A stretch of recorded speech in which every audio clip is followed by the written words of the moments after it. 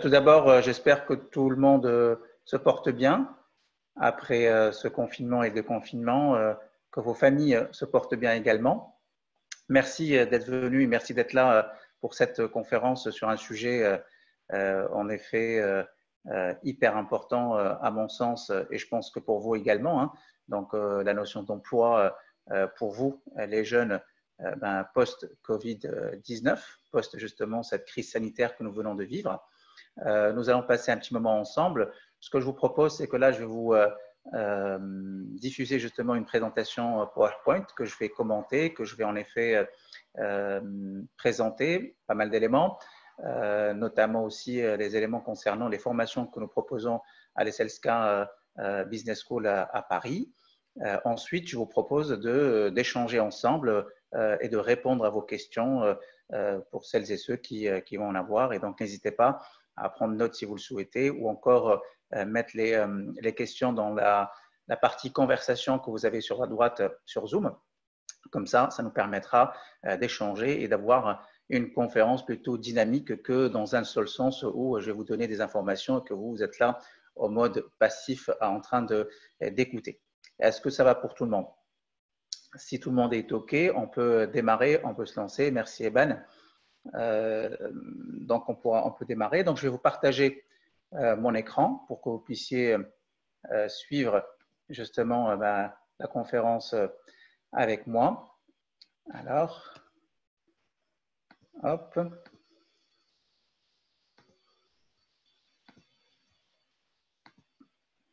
C'est parti. Alors, comme vous l'avez vu, donc justement, donc le titre de la conférence, donc nous avons décidé de l'intituler « Jeunes, quelle formation pour s'assurer un avenir professionnel post-Covid-19 » Comme je viens de le dire, voilà, c'est une thématique qui nous semblait hyper importante à traiter.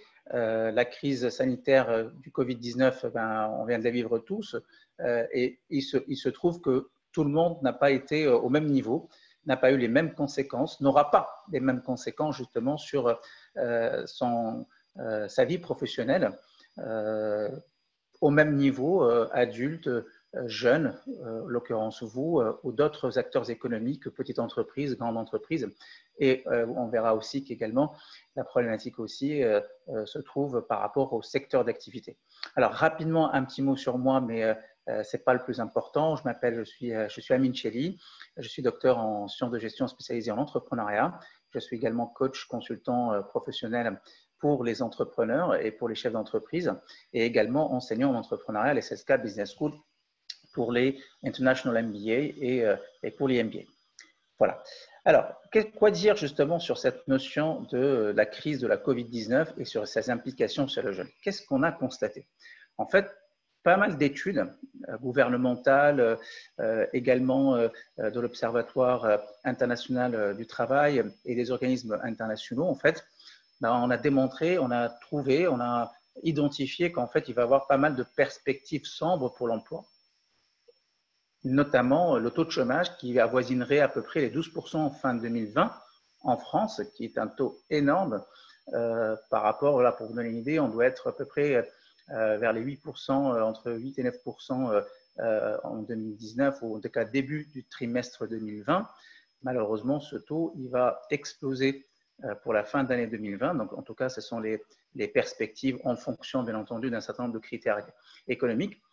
Et on constate aussi, ou en tout cas les études qui ont été faites, mentionnent qu'il va y avoir à peu près entre 165 000 et 320 000 jeunes au chômage au second semestre 2020. Autrement dit, entre le mois d'août et le mois de décembre 2020 par rapport à la fin 2019, ce qui est un chiffre assez énorme pour une population qui est la vôtre, en l'occurrence, et qui est normalement une population extrêmement fragile par rapport à cette notion de l'emploi, puisque normalement les jeunes de cette année, la promotion 2020, qui d'ailleurs certains aujourd'hui l'appellent la promotion confinement, eh bien, va avoir quand même pas mal de mauvaises surprises et des conséquences relativement désagréables sur le plan de l'emploi pour les difficultés en fait qui sont liées bien entendu à un certain nombre de choses. Et en fait, les jeunes du monde entier, ils sont touchés par, justement, je pense que vous êtes bien placés pour le savoir, par les perturbations en matière d'éducation et de formation Vous avez eu vos universités qui ont fermé, les écoles de vos frères et sœurs, les établissements d'enseignement technique, de formation, plus de stages. Pour ceux qui avaient déjà décroché des stages, eh bien, cette période des stages a été annulée. Pour certains, il y a eu de la chance, ça a été raccourci. Pareillement pour l'apprentissage. Et donc, toutes ces ressources-là et tous ces éléments-là qui étaient intéressants pour les jeunes pour pouvoir accéder, en tout cas avoir une première expérience dans le monde du travail, et bien malheureusement pour cette année 2020, elle a été compliquée et donc les conséquences justement sont plus ou moins néfastes pour pas mal de jeunes à ce niveau-là. Pareillement, donc la vague actuelle donc, de perte d'emploi et d'effondrement des entreprises et de start-up, en fait, comme vous le savez, hein, donc la fermeture de pas mal d'entreprises, la perte de chiffre d'affaires, qu'est-ce qui s'est passé? Eh bien, ces entreprises-là, forcément, hein, donc déjà ont mis leurs salariés au chômage, voire même peut-être pour certains carrément un licenciement économique, puisqu'il n'y a pas de chiffre d'affaires qui rentre. Certains secteurs tardent à repartir malgré le déconfinement.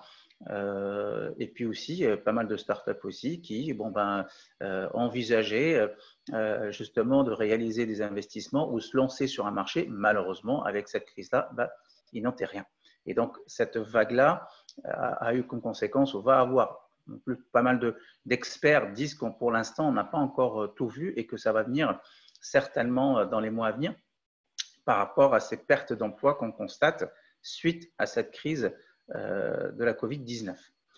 L'émergence aussi de difficultés croissantes pour trouver un emploi pour les jeunes qui entrent sur ce marché du travail. Donc forcément, hein, donc si un jeune n'a pas fait… sortir de la conf, c'est un piège. Bonjour. Bonjour. Pour poursuivre la conférence.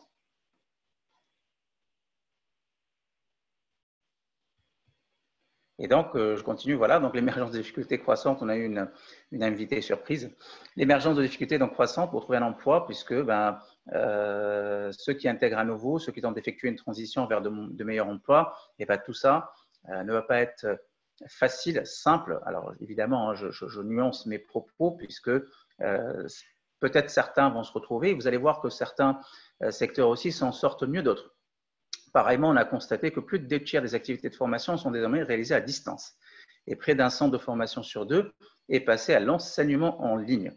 Et là, c'est ce qu'on fait. D'ailleurs, à l'ESCALSCA Business School, c'est ce que nous avons fait pour pouvoir terminer les programmes et assurer les cours. Donc, on a basculé sur un enseignement 100% en ligne pour permettre à nos jeunes, pour permettre à nos étudiants de continuer leur formation de A à Z et ne pas rester effectivement dans une situation où le programme n'a pas terminé et des connaissances non acquises et voire donc des compétences non développées. Alors évidemment, quand on dit basculement sur un enseignement en ligne et sur le 100% digital, nous sommes sur un modèle totalement innovant, une expérience totalement nouvelle qui change de ce que vous connaissez. Hein. Donc, je suppose pour certains d'entre vous, ça a été pareil pour vos cours. Donc, à l'université ou ailleurs, ou d'autres écoles, le modèle évidemment est différent, l'approche est différente, les contacts ne sont pas les mêmes. Et donc, il fallait qu'on s'adapte. On a réussi à très bien le faire à l'ESCALSCA Business School. Et pour cela, honnêtement, je tire mes chapeaux à toutes les équipes qui ont bossé sur cette thématique-là, parce que ce n'était pas évident, parce qu'il fallait s'adapter, il fallait s'ajuster très rapidement. Maintenant, voilà, le résultat, c'est que beaucoup de choses ont été faites, mais évidemment, quand il y a 2 tiers des activités de formation à distance, et donc du coup, il y a pas mal de formations aussi qui n'ont pas pu avoir lieu. D'autres formations qui n'étaient pas justement possible de les transformer en digital, notamment pas mal de formations techniques où on doit toucher du matériel, on doit tester des choses. Donc ça, malheureusement, pour beaucoup de jeunes, ils ont été en effet, j'allais dire, justement, en fait, gênés par cette justement problématique. En fait, quand on regarde un peu aussi donc, les estimations mondiales de l'emploi des jeunes dans les secteurs très touchés, donc ce sont une étude de l'Observatoire de l'Organisation internationale du travail, qu'est-ce qu'on constate? On constate en fait que dans le monde entier, évidemment déjà, la part de l'emploi des jeunes dans le monde, en pourcentage par rapport au niveau d'emploi, on voit qu'évidemment, dans certains secteurs d'activité, la part des jeunes est très importante. Elle est en tout cas relativement importante quand je regarde par exemple le secteur, le premier du commerce de gros et de détail, la répartition des véhicules automobiles et des motos. Donc là, j'ai 17,5% de part des jeunes dans le monde et les filles représentent 41,7% de ce total-là.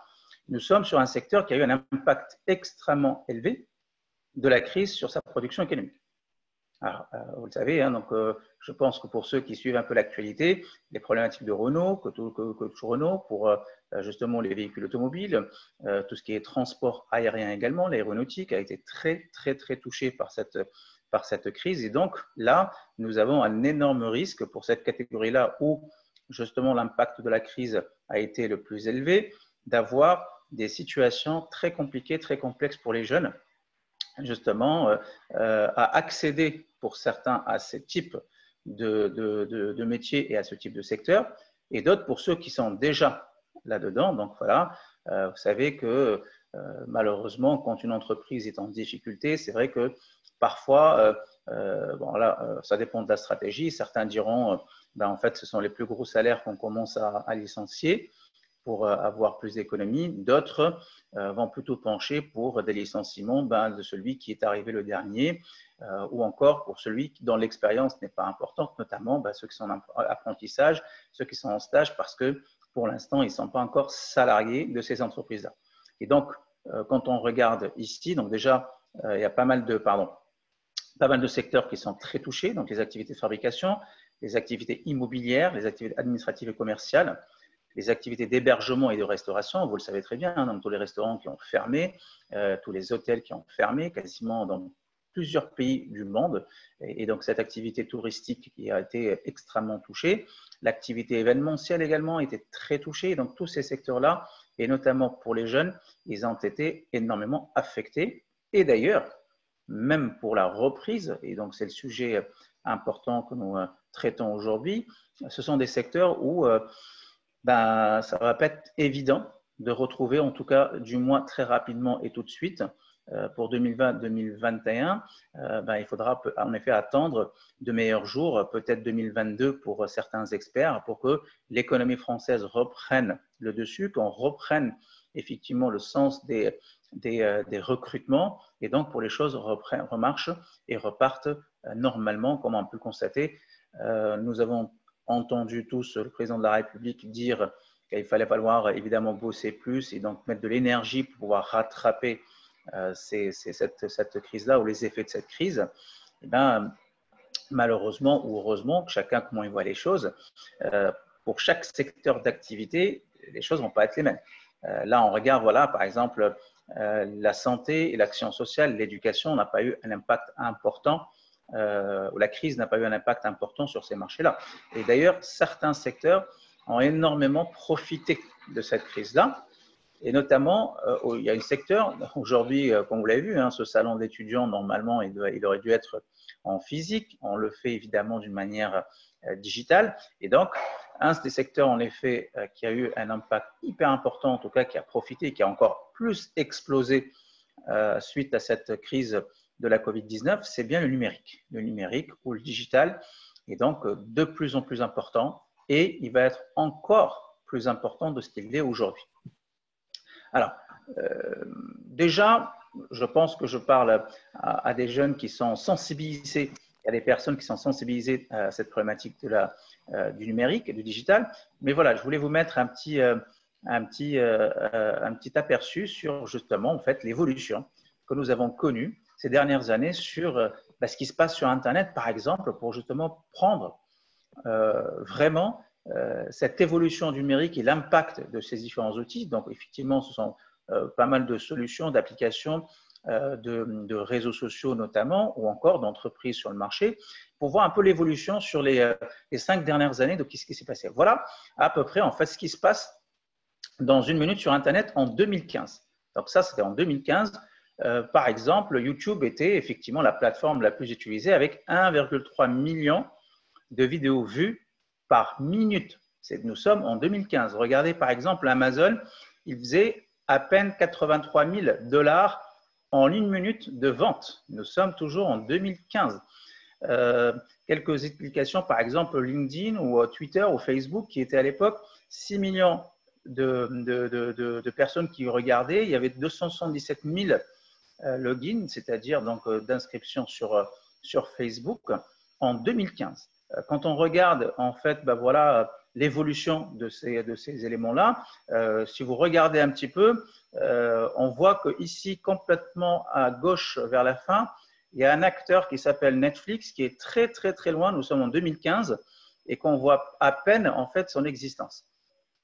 Et ce qui est intéressant à regarder, c'est de voir justement comment ces entreprises-là, quelle est l'évolution et la part d'utilisation pour nous, en tout cas en tant que particuliers, mais même pour les entreprises, de ce qui se passe en 1 minute sur Internet. Là, nous sommes en 2015, regardez en 2016.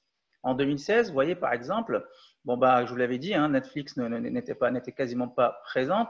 Regardez YouTube, on est déjà à 2,78 millions de vidéos vues. Nous sommes toujours en 1 minute. Qu'est-ce qui se passe sur Internet? À Google, nous sommes à 2,4 millions de recherches par minute. Des acteurs commencent à avancer un peu plus, comme Instagram, 38 194 posts en 1 minute sur Instagram. Amazon, déjà, nous sommes à 203 596 $ de vente en 1 minute. Donc, un acteur aussi, Snapchat, que vous devez certainement connaître, Uber. Donc, des entreprises, des acteurs du numérique qui commencent de plus en plus à exister et à surtout croître d'une manière exponentielle sur le numérique. Regardez en 2018, donc on avance 3 ans par rapport à 2015, mais 2 ans par rapport à 2016, regardez déjà les chiffres qui ont explosé. Google a 3,7 millions de recherches, WhatsApp qui arrive également, 38 millions de messages, Tinder qui arrive aussi, Instagram à 175 000, donc on fait scrolling sur Instagram, YouTube 4,3 millions de vidéos vues et tout ça toujours en 1 minute. Sur Amazon, nous sommes passés à 862 823 $ dépensés par minute sur Internet, ce qui est quand même hyper impressionnant et une évolution, encore une fois, exponentielle. Qu'est-ce qu'elle a comme conséquence, cette évolution? C'est la place que prend le numérique aujourd'hui dans nos vies. Voilà en 2020 ce qu'il en est. Amazon, on a dépassé le million de dollars de ventes. Snapchat qui explose également, donc vous n'êtes pas évidemment loin d'avoir participé à ce type d'explosion pour les jeunes. Un acteur qu'on n'avait pas il y a quelques années, donc TikTok, aujourd'hui encore plus explosé, 1400 téléchargements en 1 minute. Donc n'oubliez pas que nous sommes en fait sur 1 minute d'Internet. C'est-à-dire là, sur cette conférence-là, imaginez à combien Amazon, par exemple, gagne de l'argent. Combien, voilà, donc les recherches qui sont faites, Netflix également, qui explose avec 767 000 heures vues en 1 minute sur Internet. Donc, je ne sais pas si vous imaginez l'impact justement de ces outils-là et du numérique dans notre vie, dans nos vies tous les jours, et l'évolution quasi, mais alors là, exponentielle sur très peu de temps, très peu de temps. Donc, le constat, clairement, c'est que en fait, ce qui se passe, c'est que nous sommes sur un marché, nous sommes sur un secteur en fait qui explose complètement. Et ce qui se passe en fait ici, c'est que nous avons, voilà, en fait, loin d'être impactés par la crise, les entreprises du secteur ont profité des mesures de confinement pour générer un regain d'activité. Et en fait, c'est le secteur numérique qui se retrouve être un très grand gagnant de la crise de la Covid-19. Par exemple, regardez, nous venons aujourd'hui de faire une conférence sur Zoom. Zoom, le titre a gagné 122% de valeur en bourse sur les 3 derniers mois. 122%. Parce que Zoom, ça a été la solution qui a été privilégiée par quasiment énormément d'entreprises qui nous ont permis en effet de faire des conférences professionnelles, personnelles, de garder du lien. Et donc, c'est une explosion. Le numérique a été un critère, effectivement, et cette crise a eu un impact important sur les résultats. Amazon également. Vous imaginez qu'ils étaient obligés d'embaucher 100 000 intérimaires pour pouvoir, en effet, assurer la logistique, assurer l'acheminement de tous les colis qui ont été commandés pendant la crise. 100 000 intérimaires sur les 2 mois. je ne sais pas si vous imaginez l'impact et justement les résultats complètement fous, excusez-moi le terme, de ces entreprises-là, et donc dans le numérique, d'avoir en effet explosé et que la crise a rendu possible. Netflix, pareil, les gens effectivement confinés chez eux, vous devez peut-être être parmi eux, ont effectivement plutôt choisi d'aller regarder des films, des séries sur Netflix. Eh ben, le cours de la bourse sur Netflix, il a atteint son plus haut niveau en bourse depuis 2002 et ça a été justement pendant cette période-là de confinement que nous venons de vivre.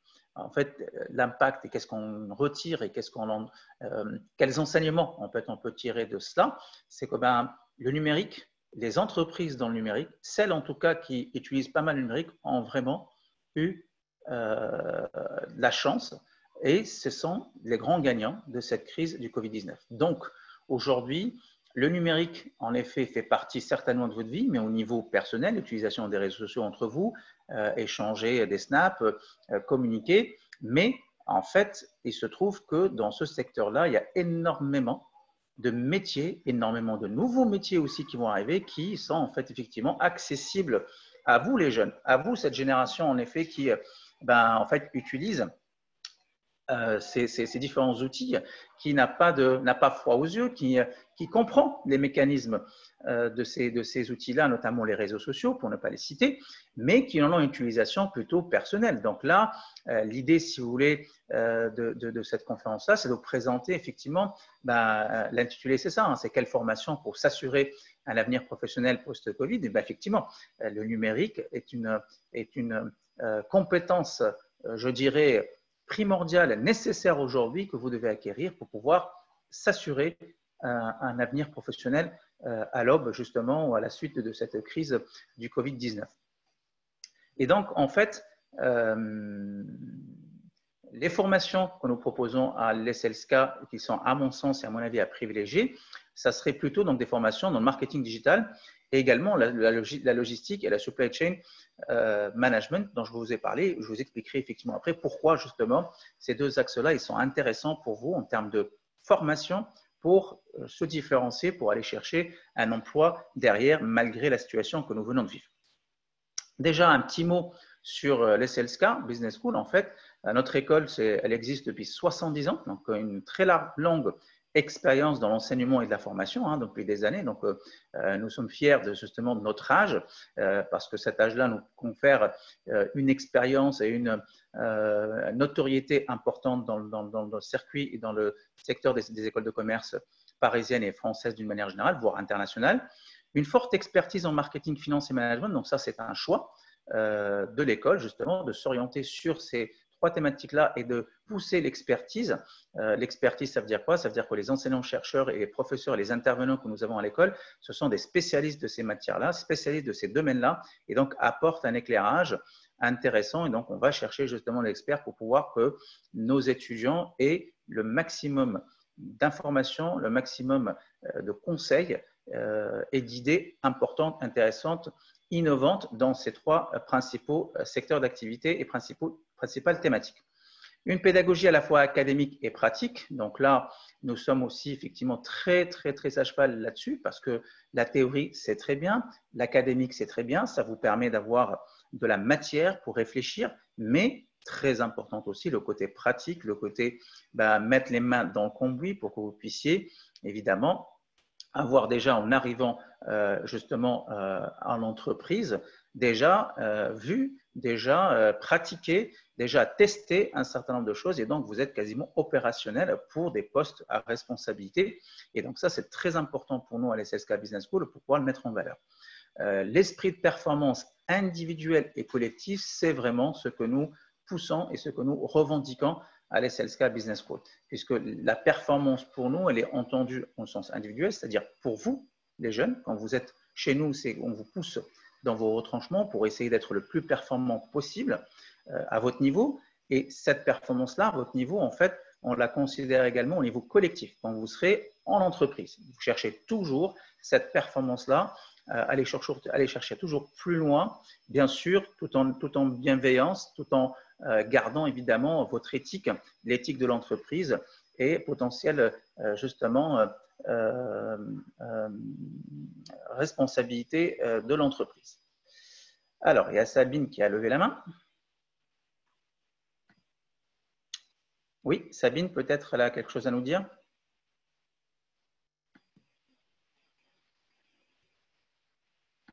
On ne vous entend pas, Sabine, si vous voulez dire quelque chose, intervenir peut-être. Bon.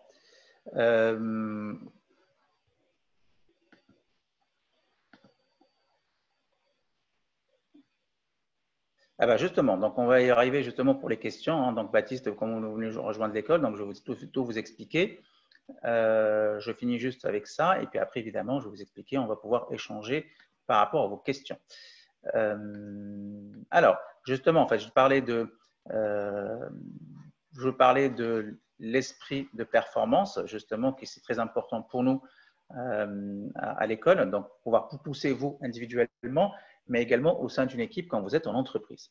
Les formations qui répondent aux attentes des entreprises, donc ça aussi c'est très important pour nous. Tous nos MBA et toutes nos formations en fait sont et ont été réfléchies avec des acteurs professionnels des entreprises pour identifier justement leurs besoins. Là aujourd'hui, je vais vous parler de deux formations, à savoir le MBA marketing et e-business et le MBA logistique et supply chain management et management de la supply chain. Ce sont effectivement deux formations, par exemple, qui ont été réfléchies, adaptées aux attentes des entreprises et surtout, effectivement, encore plus après cette crise de la COVID-19.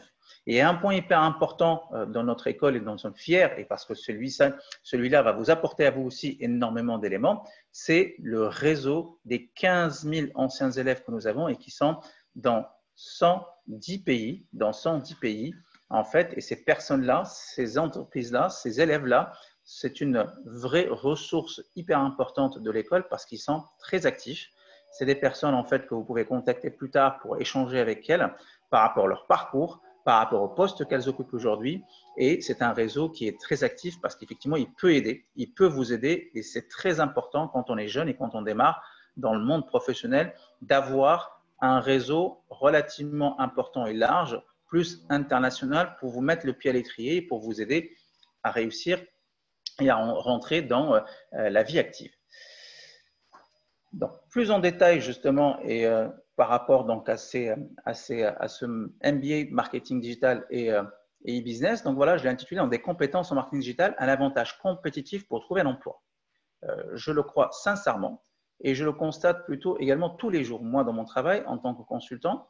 Aujourd'hui, les compétences en marketing digital sont devenues très importantes. Et ceux qui maîtrisent justement ces éléments-là autour du marketing digital et du business, ce sont les personnes qui vont être recrutées, qui vont être, justement, je parle d'avantages compétitifs pour que leur CV soit choisi plutôt que d'autres qui vont avoir en effet des formations un peu plus classiques, je dirais, en finance par exemple, ou dans d'autres secteurs d'activité, dans d'autres compétences. Alors, le master justement du MBA Marketing Digital ou le programme MBA Marketing Digital et Business chez nous à l'SSK Business School.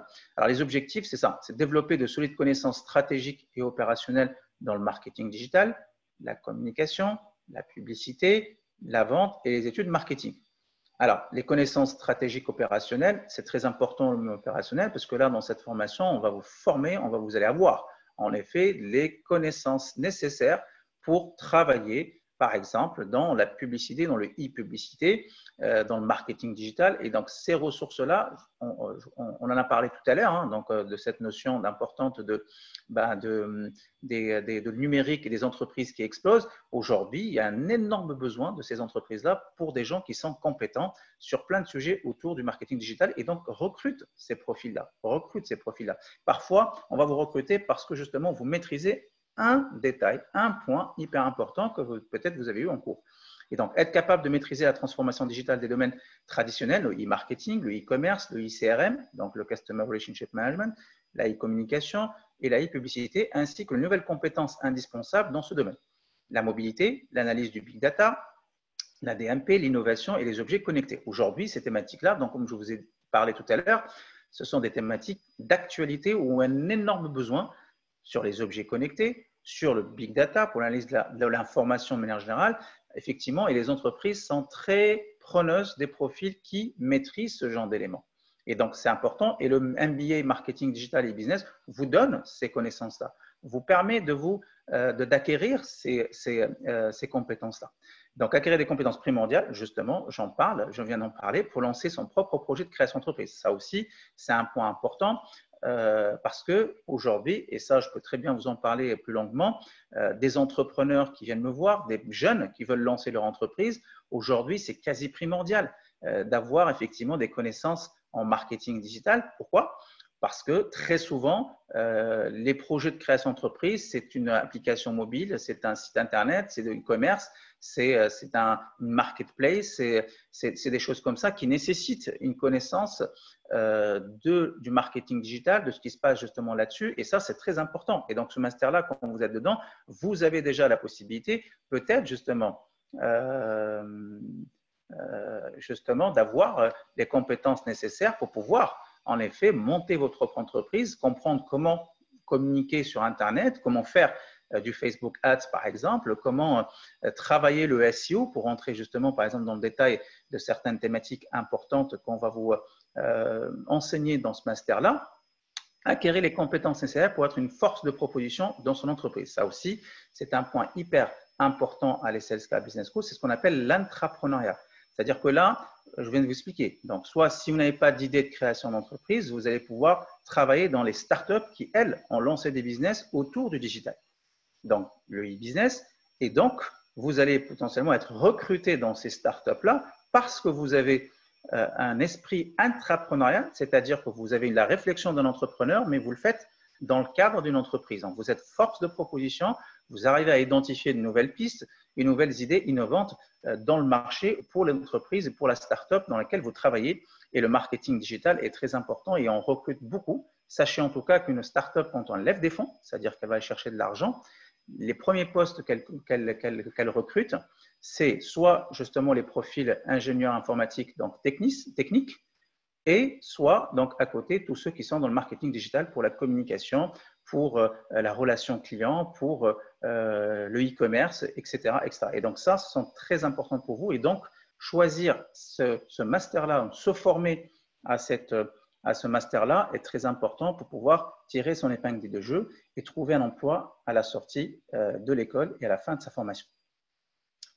Voilà par exemple des postes qui sont occupés par quelques anciens, donc je vous ai choisi quelques-uns et puis après donner les titres de certains postes et débouchés du programme MBA Marketing Digital et Business. Par exemple, peut être un SEM, donc le Search Engine Optimization Consultant, c'est-à-dire consultant en référencement naturel et référencement payant, le SEM. Akimase, par exemple, aujourd'hui, elle est consultante SEO chez Slap Digital, qui est une agence web digitale et de la promo 2019. Elle est déjà effectivement en CDI dans ces entreprises-là. Et déjà, vous voyez, dans la promo 2019, elle est déjà là-bas pour pouvoir travailler sur une compétence. Elle a fait l'année dernière ce master-là. Pareil, ce qu'on appelle User Happiness and CRM Manager. Donc, nous sommes sur le Customer Relationship Management, donc User Happiness, c'est-à-dire de comprendre comment justement l'utilisateur du site Internet, de l'application, il est heureux. Et bien, aujourd'hui, c'est des postes qui n'existaient pas il y a quelques années. Mélanie Day, aujourd'hui, travaille sur Shopnium, qui est de la promo 2019, et elle avait fait également le MBA Marketing Digital. Vous pouvez aussi prétendre à devenir Chief Digital Officer. Très souvent, c'est un poste dans des startups pour travailler sur tout ce qui est en effet digital, toutes les problématiques autour de la stratégie digitale, qu'elle soit de communication, qu'elle soit de réflexion sur du traffic management, justement, vous pouvez l'être, ou encore un digital marketing spécialiste, c'est-à-dire toujours autour des thématiques digitales, mais orienté sur le numérique. Donc, vraiment, compétences très importantes, vraiment un master qui vous servira énormément. Moi, personnellement, voilà, je vous parle un petit peu de mon expérience. J'ai beaucoup d'entrepreneurs que j'accompagne qui n'ont pas cette compétence-là et malheureusement, ils sont obligés de payer cher des consultants, payer cher des entreprises pour qu'ils fassent pour eux, par exemple, leur référencement, qu'ils rédigent pour eux, qu'ils travaillent pour eux des thématiques qui sont dans le numérique parce qu'en fait, ils ne maîtrisent pas forcément. Et j'ai constaté aussi que ceux qui étaient des anciens élèves, notamment que j'ai accompagnés dans leur projet, eh ben, ils ont cartonné parce qu'ils avaient cette compétence-là dans leur projet ou encore en entreprise où leur évolution a été exponentielle. Une autre compétence qui sont intéressantes, qui peuvent également vous octroyer un avantage compétitif pour trouver un emploi. Alors, on n'est pas très loin, hein, donc en fait, la logistique et la supply chain, je vais vous expliquer pourquoi le choix de présenter aussi cet MBA-là. En fait, l'objectif de cet MBA, c'est d'approfondir la réalité économique internationale. Parce que quand on parle de logistique et de supply chain, très souvent, on est plutôt effectivement à l'international. Par exemple, une entreprise aujourd'hui va aller chercher à s'approvisionner en Chine, d'autres pays, parce que l'on a besoin, parce que les coûts, justement, sont plus intéressants et donc est amené à aller voir ailleurs des fournisseurs pour son activité, pour sa production. Et donc, maîtriser et apprendre la réalité, comprendre en fait comment ça se passe aujourd'hui dans un monde complètement, ou dans une situation, une société complètement mondialisée, ces thématiques-là prennent vraiment un sens hyper important. Comprendre l'intérêt de la logistique et de la supply chain dans une entreprise. Bien sûr, ça, c'est vrai que souvent, la logistique et la supply chain pâtissent d'une mauvaise image parce que beaucoup de personnes ne connaissent pas comment ça se passe et ne connaissent surtout pas comment c'est devenu cette importance et pourquoi cette importance de la logistique et de la supply chain s'est manifestée ces dernières années. Un autre objectif, optimiser la gestion des flux de matière de l'entreprise. Matière première, matière semi-finie, ça rentre, ça sort, comment ça se passe. Je vous donne un exemple de l'importance de la logistique. La logistique, par exemple, pour Amazon, pour une entreprise comme Amazon, c'est hyper important la logistique parce que quand vous commandez, vous imaginez, vous l'avez certainement fait, vous imaginez, vous commandez un produit aujourd'hui, il est à l'autre bout du monde, et bien, avec Amazon Prime, par exemple, il arrive chez vous dans les 24 heures. Je ne sais pas si vous imaginez derrière tout le boulot qu'il faut faire et justement cette chaîne de logistique, cette mise en place d'une supply chain, de comment ça fonctionne pour que justement on ait nous cet avantage-là, on ait nous ce qu'on a commandé, même si c'est le produit, il est de l'autre côté de la planète, eh ben, il arrive chez nous quasiment dans les 24 heures. C'est quelque chose d'énorme. Il y a énormément d'innovation dans ce secteur-là, des choses incroyables. Moi, le premier, je vous assure, à chaque fois que je vois ça, je suis hyper impressionné. Quand vous regardez parfois des reportages sur ce que Amazon est en train de créer pour automatiser justement cette chaîne logistique et comment les colis sont acheminés, mis, etc., vous vous dites, waouh, c'est vraiment, on a l'impression que c'est de la science-fiction, mais ce sont des domaines hyper intéressants pour vous parce que ça se développe de plus en plus. Vous voyez, numérique, eh ben, une entreprise comme Amazon et d'autres qui font du commerce, qui font de la vente parce que leur business est aujourd'hui sur le digital et c'est digitalisé, ont besoin justement de compétences en logistique, ont besoin de compétences dans la supply chain parce que la mondialisation, pareil, vous pousse à aller chercher des fournisseurs ailleurs, à aller s'approvisionner, pas juste à côté de chez vous. Bien sûr, il y a aussi ceux qui défendent justement une chaîne et une logistique plus proche pour d'autres raisons. Mais ce master-là vous permet, ce MBA-là va vous permettre justement d'avoir des éléments, de comprendre les enjeux des chaînes logistiques variées dans l'industrie, dans le commerce, dans l'international, l'e-commerce, etc. et être mesure de piloter les achats dans une entreprise. Et donc ça, c'est très important de comprendre cela, d'imaginer des solutions et d'être innovant à ce niveau-là pour la logistique. Et par exemple, quelques débouchés de ce MBA-là, le Key Account Logistique. Donc, par exemple, on a un ancien étudiant de la promo 2019 qui est aujourd'hui chez Computa Center et qui travaille, qui est poste de Key Account Logistique. Il s'occupe de toute la clientèle, en fait. Dans la clientèle, ils ont une base de données de clients avec laquelle ils travaillent et assurent tout ce qui est la partie logistique pour eux. Il y en a quelqu'un d'autre qui travaille chez Nestlé en tant que gestionnaire de base de données. Donc, et on nous sommes sur le big data, nous sommes sur les éléments d'information et surtout par rapport donc, à tous les achats que peut réaliser une entreprise. Consultant en supply chain, effectivement, on met en place ça par rapport à une supply chain qui peut être internationalisée, notamment les questions de transport international.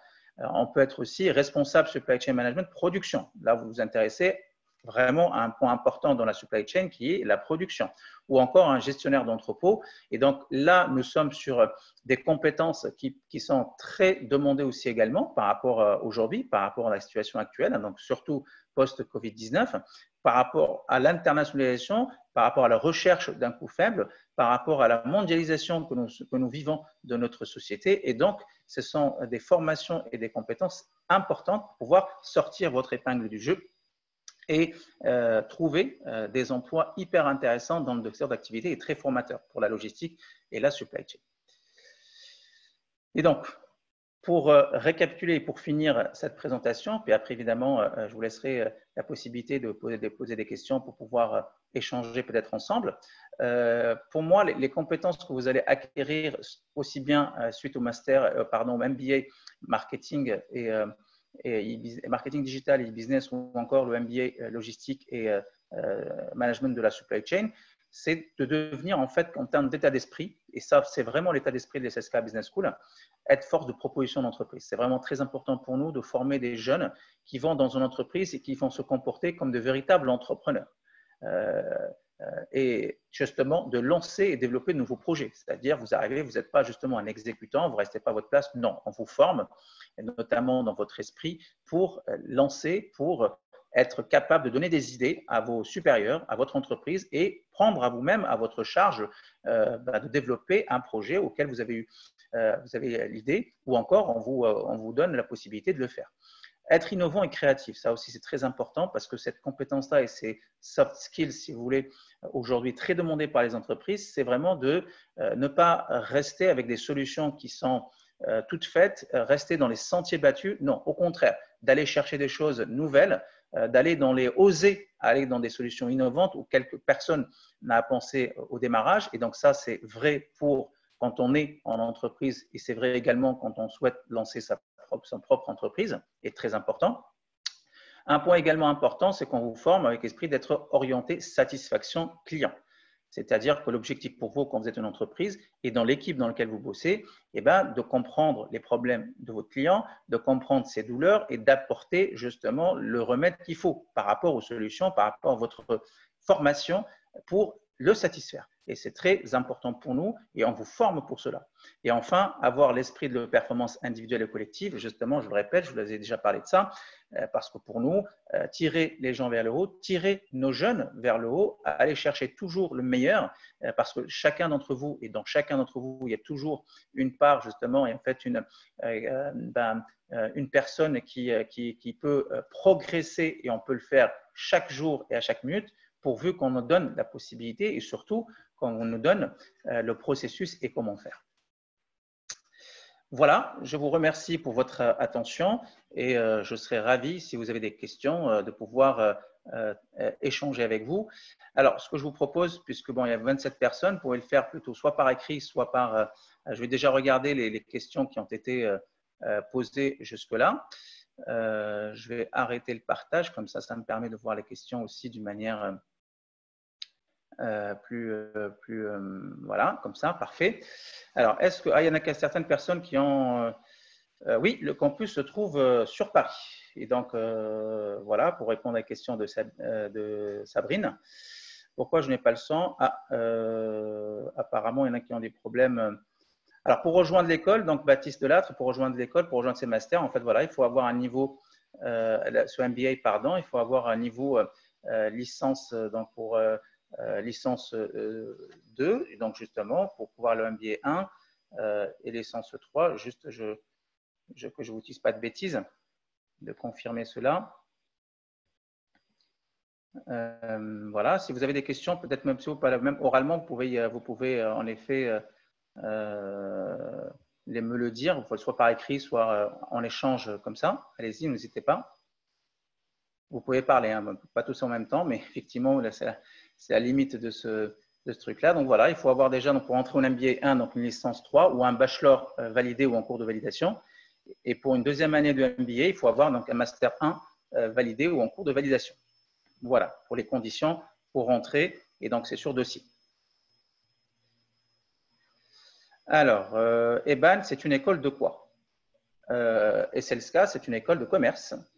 Nous sommes une école qui a 70 ans d'âge et d'expérience dans le domaine des commerces. Plus exactement, nous sommes spécialisés pour former nos jeunes sur le marketing, la finance et le management d'une manière générale. Merci Stéphanie. Bonne journée à vous aussi. Bon courage. J'espère que vous avez été séduits et puis peut-être vous allez pouvoir nous rejoindre et ça nous fera plaisir. Alors, quelle formation autre que les écoles de commerce permettrait de travailler dans le marketing digital?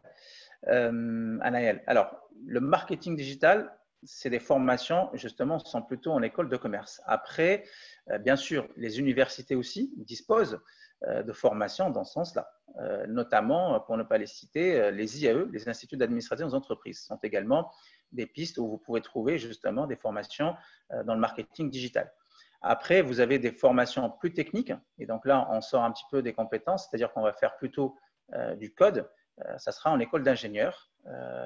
Même si on va travailler dans des entreprises justement qui font du digital dans le digital, mais on va être plutôt le côté technique, côté développement, côté code.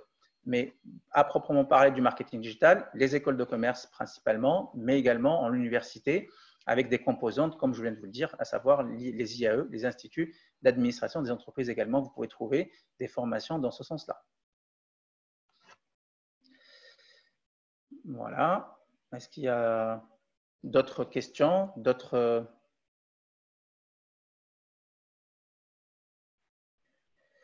Alors, quelle spécialité serait-il préférable de choisir en première pour intégrer votre école?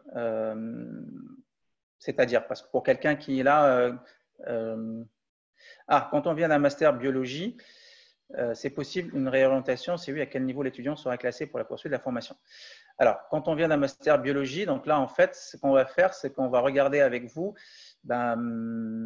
justement, les connaissances que vous avez acquises pendant votre formation de biologiste et dans votre master pour voir un peu, justement, oui, les réorientations sont toujours possibles, mais on les traite au cas par cas pour voir, en effet, est-ce que les connaissances que vous avez acquises et les compétences peuvent vous valider à niveau licence 1, licence 2, licence 3 en gestion. Peut-être qu'on pourra en effet voir si vous pouvez faire des formations plutôt pour rattraper peut-être certains manques ou certaines spécialités. En revanche, vous pouvez très bien potentiellement, évidemment c'est des cas qui sont traités au cas par cas, on peut très bien en effet, si la personne aussi, donc c'est quelqu'un qui vraiment n'a pas de problème avec l'apprentissage et peut très bien moi, le conseil que je vous donne, c'est de vous former peut-être vous aussi donc de votre côté, parce que franchement, sur Internet, vous avez la possibilité d'avoir plein de cours sur cette question de marketing digital et un accès gratuit sur des plateformes très, très connues. D'ailleurs, pendant le confinement,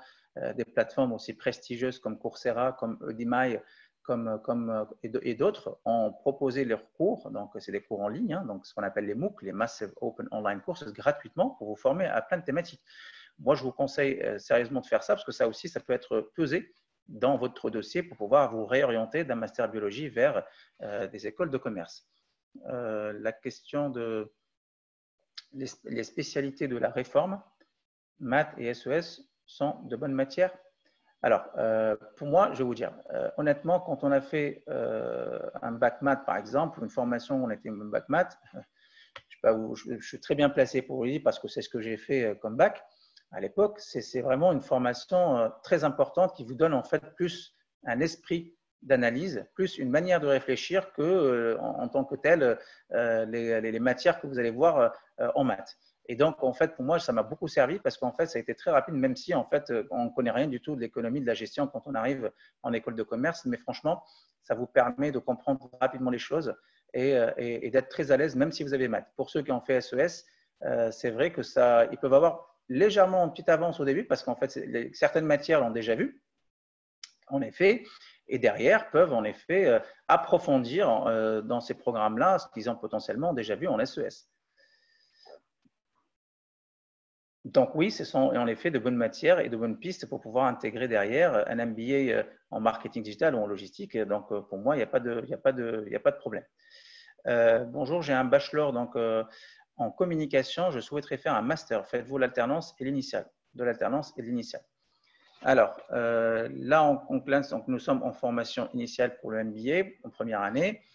En deuxième année, il me semble en effet que c'est possible justement de faire de l'MBA en alternance pour la deuxième année. Donc ça, c'est joué pour la deuxième année en alternance. Anaël, est-ce que des MOOC seraient suffisants pour obtenir une compétence supplémentaire à une formation en sciences, par exemple, en marketing? Alors, les MOOC, je viens d'en parler, sont vraiment des ressources intéressantes pour avoir. Évidemment, quand on fait un MOOC de quelques heures, ce n'est pas la même chose d'avoir fait un MBA sur 1 an ou 2 ans. Ce n'est pas le même approfondissement. C'est pas la même parce que les MOOC, il va falloir que vous fassiez, quand vous regardez le programme du MBA, vous en avez quand même un certain nombre de matières. Donc, il va falloir que pour vous, pour marketing digital, en faire un certain paquet. Maintenant, il y a des gens, en effet, qui se sont formés. D'ailleurs, Google Atelier numérique, je ne sais pas si vous connaissez, ce sont dans certaines villes de France, dans beaucoup de villes de France, Google propose des ateliers gratuitement Aujourd'hui, ces ateliers se font en ligne d'ailleurs, mais même pour ceux physiquement, je sais que ça existe dans plein de villes de France. Gratuitement, en fait, vous venez assister à des conférences, à des thématiques autour du marketing digital ou autres qui sont très intéressantes. Ça vous permet en effet d'avoir des connaissances intéressantes.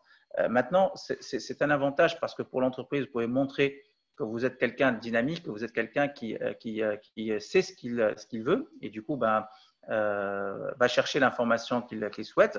Et c'est intéressant. Maintenant, est-ce que ça remplace une formation MBA? Honnêtement, non, je ne le pense pas. Et donc, mais c'est une bonne manière, c'est une bonne méthode pour pouvoir justement acquérir des connaissances, montrer qu'en fait, on s'est intéressé à ces thématiques-là. Mais malheureusement, voilà, ça ne remplace pas, à mon avis, un MBA en globalement, voire même 2 ans de MBA. Alors, la question de à combien les frais de scolarité pour le Master 1? Alors, pour ne pas vous dire de bêtises, honnêtement, je ne sais pas. Vous pouvez peut-être trouver cela sur le site de l'école, mais je ne sais pas combien ça coûterait effectivement le frais de scolarité. Mais par contre, en revanche, je pourrais potentiellement me renseigner pour vous répondre ou mettre ça certainement sur le site. On peut passer par une prépa pour intégrer votre école? Si oui, quelle prépa faire? Non, vous n'avez pas besoin. L'ESSELSCA, c'est une école post-bac, donc vous n'avez pas besoin de prépa pour pouvoir intégrer notre école. Donc, en plus, cette année, voilà, avec cette crise-là, donc là, nous sommes sur, en fait, en effet, sur des dossiers pour pouvoir intégrer justement, en fait, les MBA que nous proposons. Les dates, la procédure. Alors, les dates, honnêtement, voilà, je ne vais pas vous induire en erreur. Je ne sais pas, je ne connais pas les dates par rapport à date limite, mais en tout cas, la procédure, c'est vraiment sur vos dossiers avec un dossier classique. Hein, donc, en fait, voilà, vos notes que vous avez eues donc pour les 3 années de licence, votre baccalauréat, un CV, évidemment, donc des choses classiques pour pouvoir. Et vous trouvez d'ailleurs tout ça sur le site internet de l'ESSELSK. Vous avez certainement aussi les dates plus la procédure, donc il n'y a pas de problème. Alors, l'alternance, c'est pour tout le monde ou juste pour les moins de 25 ans? En fait, voilà, l'alternance, elle est pour les moins de 25 ans. Quand on a plus de 25 ans, on bascule plutôt sur un contrat de professionnalisation qui est financièrement un peu moins intéressant, mais tout autant, voilà, en fait, pour l'intégrer, pareil que l'alternance. Donc, en fait, vous êtes en entreprise, l'entreprise accepte parce qu'effectivement, il est un peu plus cher pour l'entreprise quand on est en contrat de professionnalisation, mais c'est le même principe de l'alternance. Alors, mais on ne peut pas intégrer une école de commerce après une prépa? Alors, là, c'est un sujet, en effet, en fait, de positionnement des écoles de commerce en France. Sachez que dans les écoles de commerce en France, il y a ce qu'on appelle les écoles de commerce post-prépa, justement celles où il faut avoir fait une prépa pour les intégrer. Donc, c'est un parcours qu'on appelle prépa. Et il y a des écoles qui sont plutôt des écoles, ce qu'on appelle post-bac. C'est-à-dire que là, on n'a pas besoin de prépa pour les intégrer. Et ces écoles-là, en fait, voilà, recrutent généralement soit sur des concours. C'est un concours en fait interne à plusieurs écoles, hein, par exemple, voilà le concours passerelle ou tremplin, soit en fait sur dossier, en fait, voilà, vous avez des dossiers à envoyer, vous avez des entretiens à faire dans ces écoles-là pour les intégrer.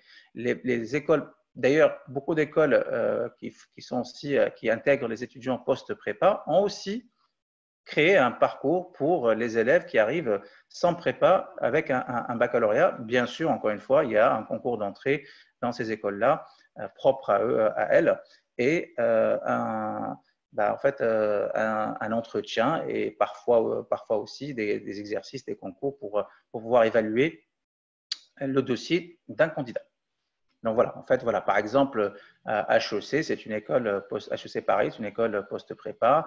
L'EDEC, par exemple, aussi, c'est une école post-prépa qui propose également un parcours post-bac, etc. Voilà, donc un exemple d'école comme ça.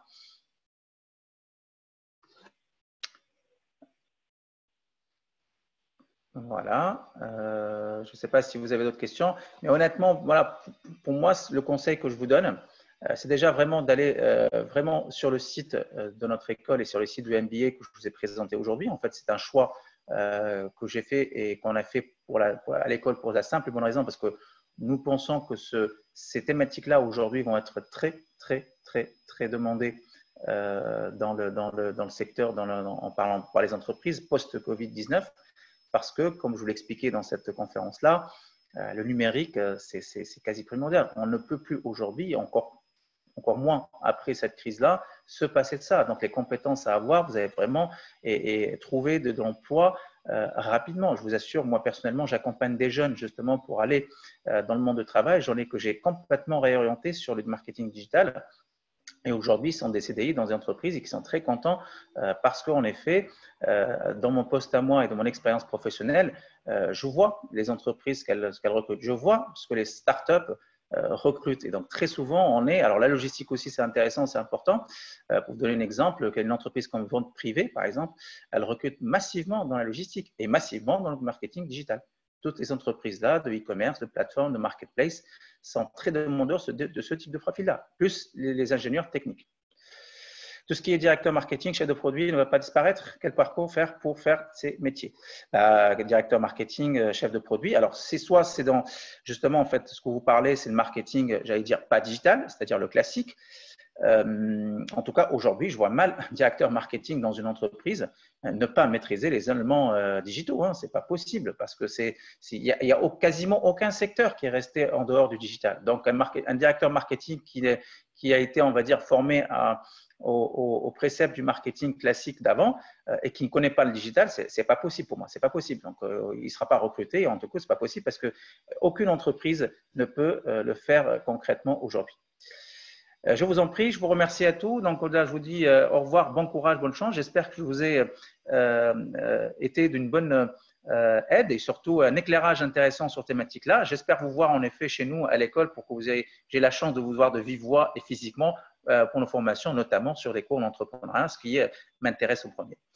Je vous souhaite une excellente fin de salon. Amusez-vous bien et puis à très bientôt. Au revoir.